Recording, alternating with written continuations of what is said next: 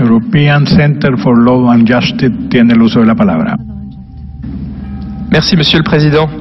Depuis l'été 2014, lorsqu'Abou Bakr al-Baghdadi a déclaré la création d'un califat islamique sur le territoire syrien et irakien, l'organisation dite État islamique a de façon systématique tué les chrétiens, les yézidis et les autres minorités religieuses qui n'adhèrent pas à l'idéologie de l'État islamique. Les membres de l'État islamique ont asservi et violé des milliers d'autres personnes à cause de leur religion, ont détruit leurs lieux de culte, leurs maisons et leurs moyens de subsistance.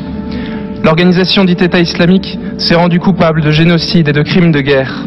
Depuis, des centaines de milliers de personnes ont fui la Syrie pour gagner les pays voisins ainsi que l'Europe, provoquant ainsi une crise humanitaire et migratoire.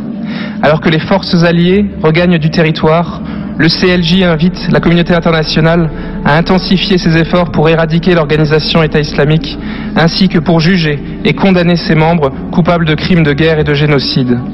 Le CLJ rappelle en particulier aux États leur obligation conventionnelle d'agir pour poursuivre et condamner les auteurs de ces crimes. Cette obligation pèse particulièrement sur les États de droit qui, comme la France, comptent de nombreux nationaux parmi ces criminels.